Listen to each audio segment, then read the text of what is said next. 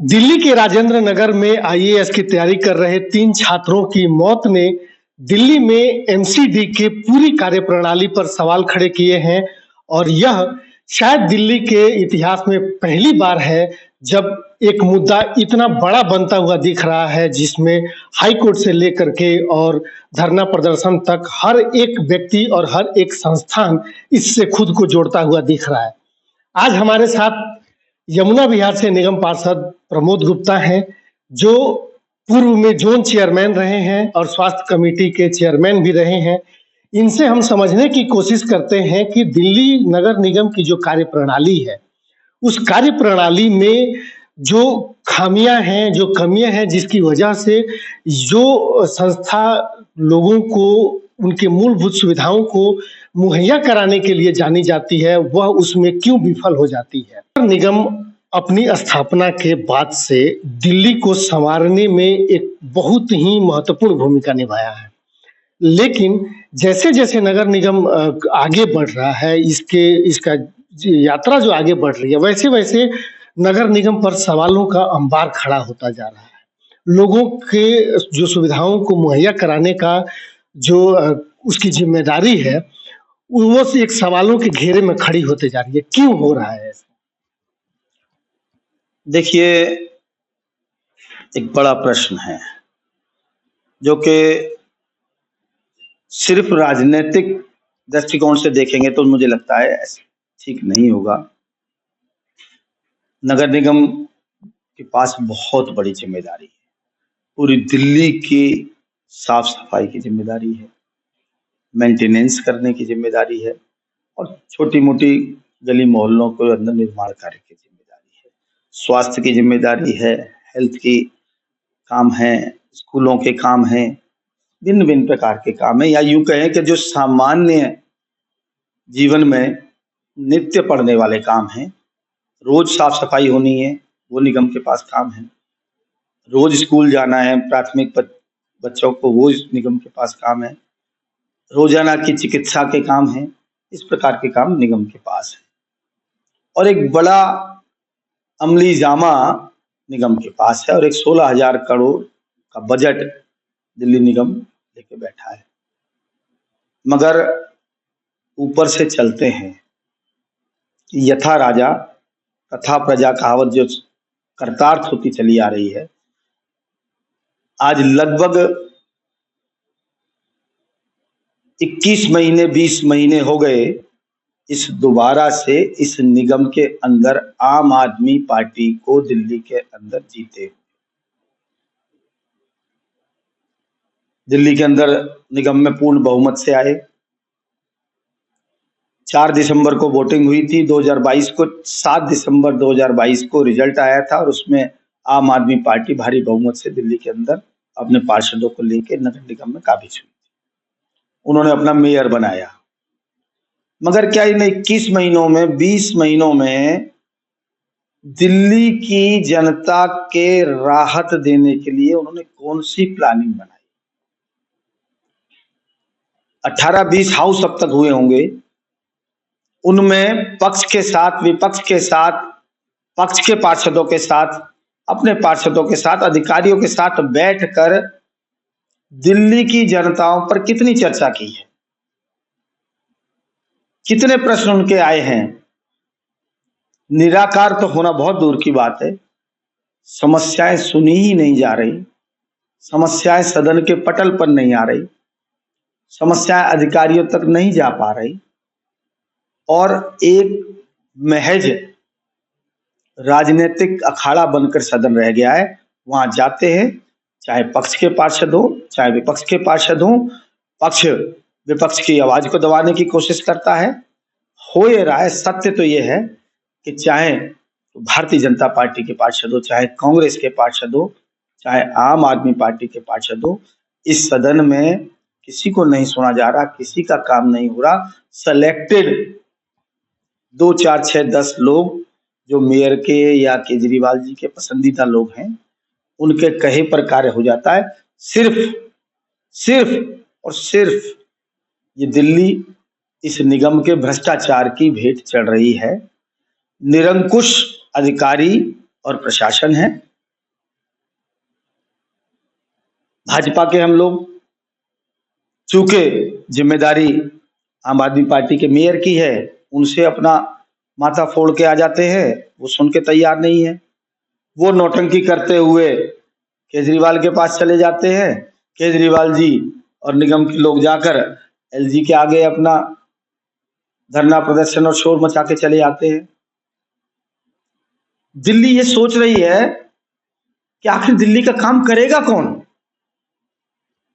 दिल्ली को पानी पिलाने की जिम्मेदारी दिल्ली सरकार की, यानी कि दिल्ली सरकार के मंत्रालय की, जल बोर्ड की, उसकी मंत्री आतिशी की है। और जिसकी जिम्मेदारी है, जिसका काम है, उसने देखा जब चारों तरफ हाय हाय हो रही है तो वन फ्रंट पे चली जाती है। क्या कहेंगे इसे? तो ये इस तरह से भागना, जिम्मेदारियों से हटना अधिकारियों को निरंकुश करता है, और अधिकारी कहीं ना कहीं दोनों पार्टियों की लड़ाई में आनंद ले रहे हैं और कोई काम नहीं हो रहा। आज जल भराव का विषय देख लीजिए, पिछले 5 महीने के अंदर कितनी डिसिल्टिंग हुई है, कितनी पीडब्ल्यूडी ने की है, कितनी नगर निगम ने की है, कितने नई योजनाएं बनाई गई जल भराव ना हो। क्या ऐसा खास हुआ है इसी बार दिल्ली में जो एक जरा सी बार इसमें पानी भर जाता है? सिर्फ यही तो खास हुआ है कि इस बार दिल्ली सरकार भी इनके हाथ में थी, अब निगम भी इनके हाथ में चला गया है। दिल्ली में नगर निगम की जो व्यवस्था है, इस व्यवस्था में अधिकारियों की जो भूमिका है, एक निगम पार्षद के तौर पर, एक स्टैंडिंग कमेटी का सदस्य या उसके अध्यक्ष होने के नाते या मेयर होने के नाते, निगम पार्षद, अगर बाय द वे हमने देखा है कि अभी 1 साल पहले जब नगर निगम में कोई जनप्रतिनिधि नहीं था तो भी नगर निगम चल रहा था। मैं समझना ये चाह रहा हूं कि ये जो लापरवाही का स्तर है, जो हमने राजेंद्र नगर में देखा, हमने यमुना विहार में देखा, या दिल्ली के दूसरे शहरों में, क्षेत्रों में देखा जहां लोग मर रहे हैं, इसमें अधिकारियों की, एमसीडी की और कर्मचारियों की जो भूमिका है वो कैसे है। वही कर्मचारी जब ऊपर से दबाव पड़ता है, विशेष करके अधिकारियों का दबाव पड़ता है, वो काम करते हुए दिखते हैं या लीपापोती करते दिखते हैं। कई बार ये भी सुनने को मिला है कि निगम पार्षद की बात ही नहीं सुनते, वो कोई ना कोई बहाना करके कर्मचारी और अधिकारी निकल जाते हैं। तो ये कितना बड़ा गैप है। जो चुने हुए जनप्रतिनिधि हैं, वो चाहे मेयर हो, स्टैंडिंग कमेटी हो, निगम पार्षद हो और कमिश्नर हो या डीसी हो और नीचे के अधिकारी हो, इस सब के पीछे, जिसे आप लापरवाही कह के समझने की कोशिश कर रहे हैं, ये लापरवाही नहीं, ये सोचा समझा सुनियोजित दिल्ली को लूटने का एक गैंग है। नीचे से लेके ऊपर तक ये लुटाई हो रही है, और इस लुटाई के अंदर, इस बंदरबाट के अंदर आम आदमी पार्टी की मेयर पूरी तरह से संलिप्त है। आम आदमी पार्टी के नेतागण और पूरी आम आदमी पार्टी इसके अंदर संलिप्त है। अधिकारी क्यों लापरवाही करते हैं? अधिकारी इसलिए लापरवाही करते हैं क्योंकि उनको काम करने का प्रेशर नहीं है। उन पर प्रेशर पैसे की उगाही का है। एक रेडी पटरी लग जाती है, उससे पैसे कहाँ उगाने हैं, कहाँ किस दुकानदार से उठाने हैं, कहाँ किसे चलान की धमकी दे के देने, वो पैसे उगाही का एक नेक्सस है। कहाँ मकान किस कोने में जाके बन रहा है, उससे कितने पैसे मिलेंगे, वहां कैसे पहुंच जाते हैं। कूड़ा नहीं दिखता, इतना बड़ा मकान में कब लेंटर रात में भी डलेगा तो दिख जाता है। तो सब पैसे का खेल है। सब पैसे के लिए वो बड़े बड़े अधिकारियों को चूज करके जिम्मेदारी पर लगाया जाता है, उनसे पैसा बांधा जाता है कि तुम्हें यहाँ पे लगाया जा रहा है, यहाँ का डीसी बनाया जा रहा है, यहाँ का फला अधिकारी बनाया जा रहा है, आपकी पोस्टिंग की जा रही है और आप यहाँ से इतना पैसा उठा के हमको देंगे। इस प्रकार से ऊपर से चल रहा है। जैसे मैंने कहा ना, यथा राजा तथा प्रजा। जब चोर मानसिकता के, जब लुटेरी मानसिकता के, शराबी मानसिकता के लोग जब निगम में बैठेंगे तो उसका यही दुष्परिणाम है। ऊपर से जो सिस्टम क्रिएट किया जाता है, जिस प्रकार का दबाव बनाया जाता है, आज उन पे काम करने का दबाव नहीं। कि जब दिल्ली में कोई किसी भी पार्टी का सत्ता नहीं था और सीधे अधिकारी और ही एमसीडी चला रहे थे, उस समय भी ये आरोप लगे थे, बिल्डिंग बन रहे थे तो भ्रष्टाचार के पैसे जा रहे थे, रेडी पटरी वालों से पैसे जा रहे थे। उस समय तो किसी राजनीतिक दल पे ये हम आरोप नहीं लगा सकते हैं कि कोई राजनीतिक दल के या किसी मेयर और स्टैंडिंग कमेटी या निगम पार्षद के दबाव में भ्रष्टाचार हो रहा हो। तो कहीं ना कहीं ये तो पूरे सिस्टम के अंदर से निकल के आ रहा था। भ्रष्टाचार सिस्टम में ही है, आज भी है। जब निगम में कोई नहीं था, उस वक्त भी था, उससे पहले भी भ्रष्टाचार था, मगर वैचारिकता का और कार्य करने की शैली का फर्क।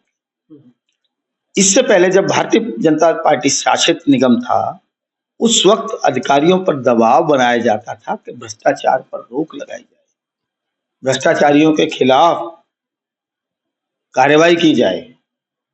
अब भ्रष्टाचारियों को प्रशस्ति पत्र दिए जाते हैं, उनको अपने बगल में बिठा कर चाय पिलाई जाती है, कैसे अधिक उगाई हो उस पर योजनाएं बनाई जाती हैं। परिवर्तन ये है। कार्रवाई सिर्फ राजेंद्र नगर तक ही क्यों, पूरी दिल्ली में क्यों नहीं? अगर कोई गलत कार्य मेरे क्षेत्र में यमुना विहार में चल रहा है तो उस पर कार्रवाई क्यों नहीं? अगर कोई गलत कार्य दिल्ली के किसी भी कोने में चल रहा है, चाहे वो मेयर का है, चाहे वो किसी का भी है, तो क्यों नहीं? क्या कुछ 4 6 10 लोगों पर कार्रवाई करने से बात खत्म हो गई? क्या दिल्ली के अंदर अभी भी अवैध रूप से बेसमेंटों में काम नहीं चल रहा? क्या और छात्र दिल्ली के अंदर बेसमेंट में बैठ के नहीं पढ़ रहे? तो इसका मतलब क्या है? क्या वहां से इनकी अधिकारियों की उगाही चल रही है या लापरवाही चल रही है? क्या दिल्ली में नगर निगम में ऐसी कोई व्यवस्था है कि एक निगम पार्षद अगर उसके क्षेत्र में काम करने वाला कोई अधिकारी अगर उसकी बात नहीं सुनता है, आनाकानी करता है या बात को टालने की कोशिश करता है, या फिर मेयर स्तर पर या स्टैंडिंग कमेटी स्तर पर किसी जनप्रतिनिधि की कोई बात जो है एमसीडी का कोई अधिकारी नहीं सुनता है, एमसीडी के उस निगम पार्षद के पास, मतलब आप जैसे लोगों के पास या मेयर और स्टैंडिंग कमेटी के चेयरमैन के पास ऐसे क्या अधिकार हैं जिसके माध्यम से वो उन अधिकारियों पर कार्रवाई करा सकता है?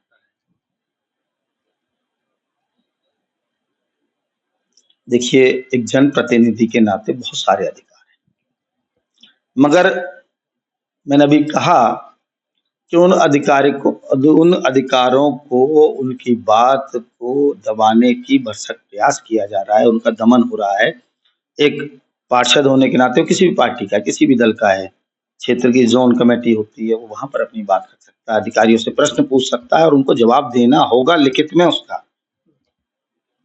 वो बहुत सारी हेल्थ कमेटी होती हैं, वर्क्स कमेटी होती हैं, हर विभाग को लेकर कमेटी होती है, उसके चेयरमैन होते हैं, उसके मेंबर्स होते हैं, स्टैंडिंग कमेटी होती हैं। वो सबका गठन क्यों नहीं किया गया? अब दिल्ली के काम को लेकर इतना सचेत हैं तो क्यों नहीं किया जा रहा? उसमें किसी पार्टी के लोग हो, किसी भी दल के, उसमें सभी दल के लोग होते हैं। काम के प्रति सचेत ना होना, सवाल पूछे कैसे अधिकारियों से, उनकी गरिबान तक हाथ कैसे डालें? वहां बैठेंगे, उस फोरम पे जाएगा पार्षद तो अपने प्रश्न पूछेगा, लिखित में देगा तो उसका जवाब देना होगा उनको। हाउस में सवाल जवाब होते नहीं, हाउस में बोलने के लिए समय नहीं दिया जाता, हंगामे के सिरे चढ़ जाता है, कमेटियां कोई बनी नहीं है। तो जनप्रतिनिधि होते हुए भी सिवाय बातें करने के या अधिकारियों को मनाकर, बहलाकर, पुचकार कर काम कराने के, आदेशात्मक तरीके से काम कराने की प्रक्रिया ही नहीं चल रही है पिछले 20 महीने से, जिसका खामियाजा, जिसका दुष्परिणाम आप राजेंद्र नगर जैसे केसेस में देखकर, और ये भी तो सिर्फ राजेंद्र नगर हुआ है, किसी भी बड़े हादसे में कहीं पर भी किसी भी दिन बारिश का मौसम में कोई बड़ी बिल्डिंग गिर सकती है, जिसके अंदर बच्चे दब के मर सकते हैं, परिवार के परिवार दब के मर सकते हैं, कोई भी बड़े हादसे दिल्ली के हर क्षेत्र में हो सकते हैं। दिल्ली बहुत नाजुक हालातों से गुजर रही है। दिल्ली के अंदर नगर निगम, दिल्ली के अंदर दिल्ली सरकार टोटली फेल चल रही है। चाहे निगम हो, चाहे सरकार हो, आदेश दिल्ली की जेल से आता है, काम वहां से किया जाता है और वहां से सिर्फ एक ही आदेश किया जा रहा है, पैसा पैसा पैसा पैसा पैसा। ठीक है, बहुत बहुत धन्यवाद प्रमोद जी। तो ये थे प्रमोद गुप्ता जिनसे हम बात कर रहे थे। जहां तक प्रमोद गुप्ता की बातों से ये चीजें स्पष्ट जरूर हो रही हैं कि नगर निगम ने पिछले 18 महीनों से, जब से इस बार आम आदमी पार्टी के नेतृत्व में दिल्ली नगर निगम की सत्ता आई है, तब से नगर निगम का पूरा उसके ढांचे का फॉर्मेशन ही नहीं हुआ है, जिसके माध्यम से कोई भी निगम पार्षद या कोई भी जनप्रतिनिधि अपनी जो समस्या है उसको उस माध्यम से उस फोरम तक पहुंचा सके, जहां से अधिकारियों को नियंत्रित किया जा सके, उनको निर्देशित किया जा सके, या उनके द्वारा किए गए किसी भ्रष्टाचार पर कार्रवाई किया जा सके। किसी कमेटी का गठन नहीं हुआ, स्टैंडिंग कमेटी नहीं बनी, जोन कमेटियां नहीं बनी, और इसके साथ साथ जितनी भी कमेटियां हैं, कोई कमेटी नहीं बनी। मूलतः पूरी एमसीडी के दो ही ऐसे व्यक्ति हैं जिनके पास पूरे एमसीडी का सारा अधिकार जाकर के सीमित होता है, वो है दिल्ली नगर निगम का कमिश्नर और दिल्ली नगर निगम का मेयर। अब जब निचली कमेटी ही नहीं है, कोई निगम पार्षद, जैसे कि प्रमोद गुप्ता ने बताया कि अभी तक लगभग 18 बैठकें हो चुकी एमसीडी की और 18 बैठकों में प्रश्न और पूछने का मौका ही नहीं मिला किसी को। सदन चल नहीं रहा, जोन कमेटी की बैठक नहीं हो रही, किसी कमेटी में कोई सवाल जवाब नहीं हो रहा। ऐसे में अधिकारी और कर्मचारी तो अनियंत्रित होना स्वाभाविक है। जोन कार्यक्रमों में हमने कई बार जोन बैठकों को देखा। जब प्रमोद गुप्ता जी खुद ही शाहदरा उत्तरी जोन में चेयरमैन हुआ करते थे, उस समय हम लगातार उसको कवर भी करते थे। वहां अधिकारी जो है एक डर के भाव से खड़े होते थे, वो चाहे पक्ष का हो या विपक्ष का। लेकिन आज का सवाल ये है कि यदि किसी नगर निगम का जो निगम पार्षद है उसके कलम में वो सीधा अधिकार नहीं है कि वह किसी जेई एई या किसी भी कर्मचारी के ऊपर वह कोई कार्रवाई कर सकता है, ऐसे में वो अधिकार जब डीसी के पास है या उस कमेटी के पास है उस अनुशंसा का, तो वहां तक तो बात ही नहीं पहुंच रही। ऐसे हालात में, ऐसे एमसीडी के निर्माण में मुझे जहां तक लगता है कि ऐसी एमसीडी के चुनाव और एमसीडी के जनप्रतिनिधियों का कोई औचित्य ही नहीं बचता है कि वो अपने जनता का, उनके से जो मांग की गई कोई काम है वो वहां तक पहुंचा सके। तो राजेंद्र नगर की घटना हो या फिर दूसरी जगह की जो घटनाएं हो रही हैं, उसके पहले या उसके पीछे सिर्फ एमसीडी के भ्रष्टाचार ही नहीं कारण है, उसके साथ एक और कारण जुड़ता है, वो है कि दिल्ली नगर निगम के पूरे गठन में जो खामी है, पूरी गठन जो नहीं हुआ है, वो भी एक बहुत बड़ा कारण है जिसकी वजह से इस तरह की घटनाएं सामने आ रही हैं।